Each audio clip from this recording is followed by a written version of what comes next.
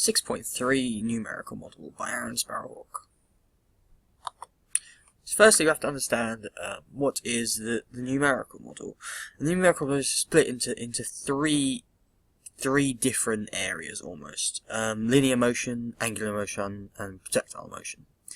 Linear motion will be the key focus in this assignment specifically. Linear motion is essentially the movement and direction we move a body, whether it's in a straight line or in a curved form. An example would probably be a straight line would be a 100-meter sprinter, but a curved would be a 200-meter as he goes around the corner. That would be the example for both of them. Angular motion is the measurement of all the angles at the joints during a movement or action. A key sport we use angular motion is basketball, and following the trajectory of the ball and the angles that we use our joints, or shooting the ball, essentially. And finally, projectile motion is simply the flight of an object, which again refers back to basketball and how it flies in the air after it's released towards the basketball hoop. So there's an example of all three motions there. Next we have to understand are the three Newton laws. First law is inertia.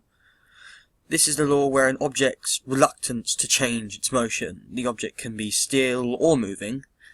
Inertia, actually, the word means unwilling to change. However, an object will only move if force is added or applied. An example would be a football that's still on the floor that is reluctant to change. However, due to somebody kicking it, that force applied that makes it change its motion. So that's inertia's example. Secondly is acceleration. This is when something accelerates in correlation with the force. So for example, if you're starting on the blocks in a 100 meter sprint, your acceleration will depend on how much force you apply on the block. So if I apply little force, I'm not going to accelerate that much. If I apply a great amount of force, then that will determine how much I accelerate. Finally, action and reaction. So to every action there is an equal and opposite reaction. So an example of this will probably be you holding the ball as you're about to shoot a free throw in basketball, as your force is pushing it up almost, but it has the equal force pushing it back down on your hand. And that's the equal and opposite for both of those forces. So those are all three of Newton's laws explained. So linear motion, so the scalars and vectors. So these are the scalar quantities and vector quantities for the linear motion. So I think we'll start with the scalar quantities. So speed, how fast a body moves. Speed is usually measured in meters per second. The way speed can be calculated is distance over time, so distance divided by time. This then creates the value for speed. So that's the first scalar quantity. Second is distance, the sum of all movements, regardless of direction or pattern. So example would be a shot put, it's thrown, and the distance would be from where it's thrown to where it lands. That's it, really.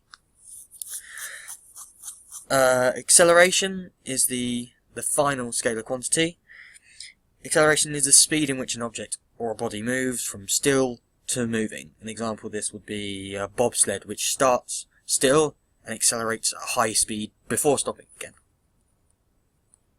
So those are all three of the scalar quantities. The two vector quantities, displacement and velocity. Displacement is quite different to distance. Distance is the journey you're going to take. So a 10k marathon, for example, that's going to be 10k in distance. But displacement is from start to finish, just the straight line. Obviously, there's a diagram there.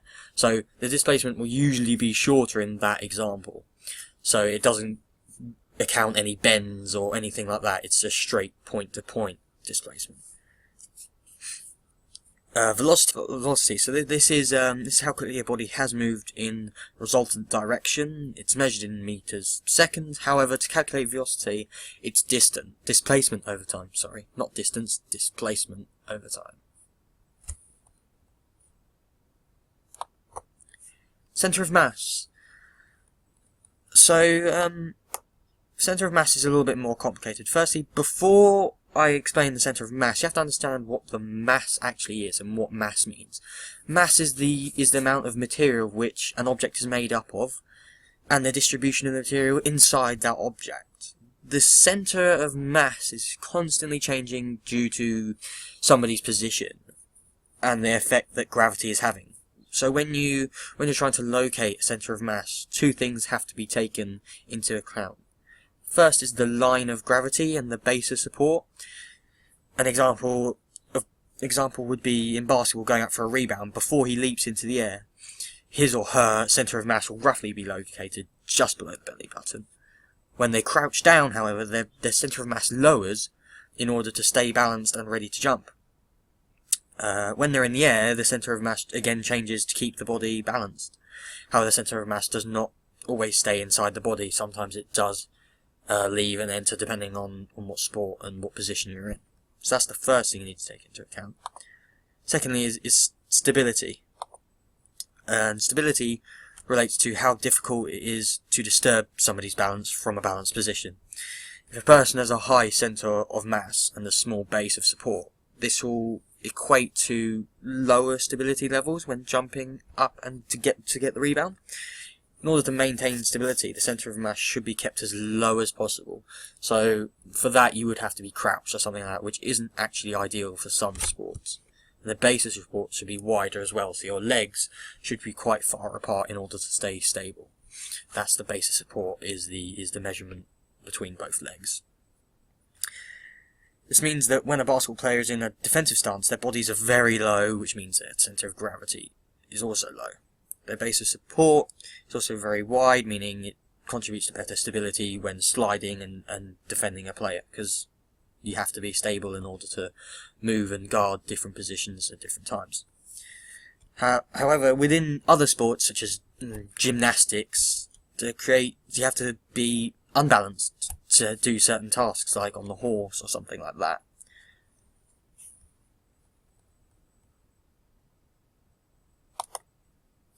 So that's the first section complete. This is the second section, which is more detailed analysis. So there are two ways of creating a numerical format, or a numerical model. One is numerical format, and the other is the literature format. The literature format may analyse a team's performance or an individual's, and then write it up in a report format or style. They may also analyse data collected over a period of games, or only home games, or a series of games. Possibly, I know a lot of literature formats collected for basketball are actually in the playoffs, where the games really matter and they have to determine every aspect of the game and why they have lost that game, etc. For basketball, factors affecting winning have changed over years, but one statement said that free throw, defensive rebounds, and rebounding percentage in offense and defense were the most significant factors in winning games. And Gabba said that in 2012. So that's pretty much what the literature format is. It's looking over a period of games, analysing it, and writing it up in a report, essentially. The numerical format involves collecting data and putting it into a graph or a chart that's easy to view, and from that notes and closure can be made about what factors the team that's been evaluated and has been looked at would have to improve in order to become successful. Numerical models would also measure technique by seeing the angles that occur in the joint, which again goes back to angular and projectile motion and stuff like that.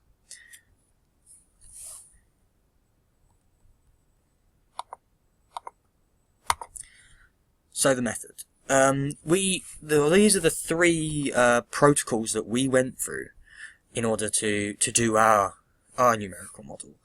Firstly was the clarification. Three protocols were, they were put in place in order to obtain the most reliable and valid set of data possible.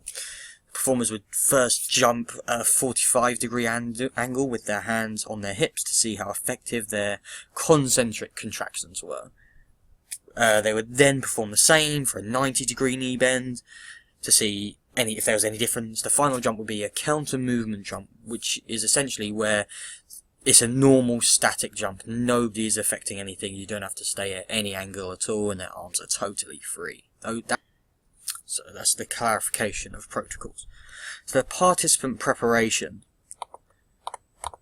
Participants taking part in the vertical test, jump test, first had to take a PAR-Q to determine whether they were actually physically able to take part in the test at all. Some people can't physically take part due to answers they've applied in the PAR-Q. Yeah, that's one of them. They then had to sign the disclaimer to make sure that if any injuries occurred during the test, the tester and the test centre would not be responsible for any of it, and they can't legally be sued. They then took part in a warm-up, which involved a 3-minute moderate intensity ride on the exercise bike, a stationary exercise bike, and then a 5-minute dynamic stretching of the lower body in order to ensure that all chances of injury were prevented as much as possible.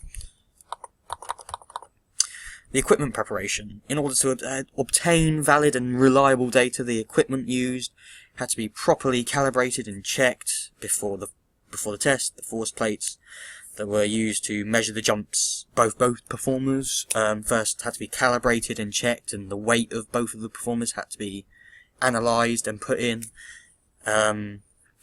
Yeah, and this was so that the force plate was ready for the amount of force that was going to be applied. If it wasn't ready, then it would give uneven results and unreliable results. So that's equipment preparation.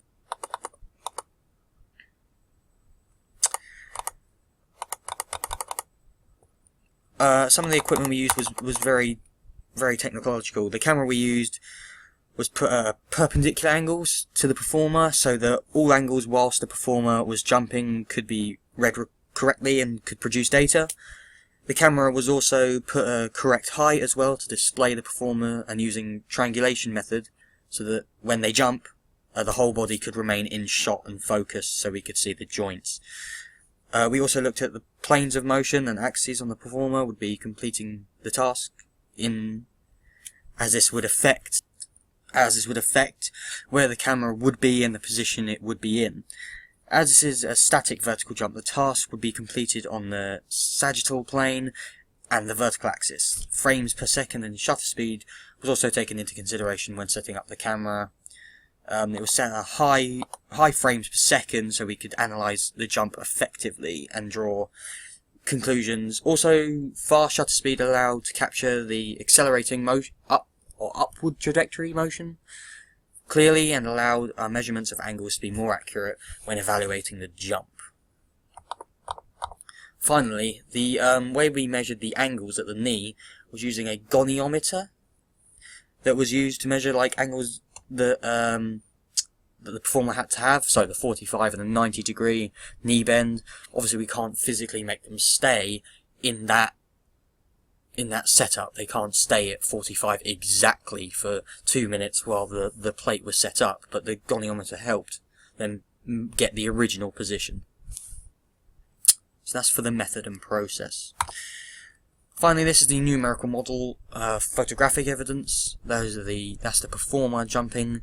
That's the camera that was set up, displayed, and those are some of our results that we've used and we've got that are evidence for us. That's it. 6.3.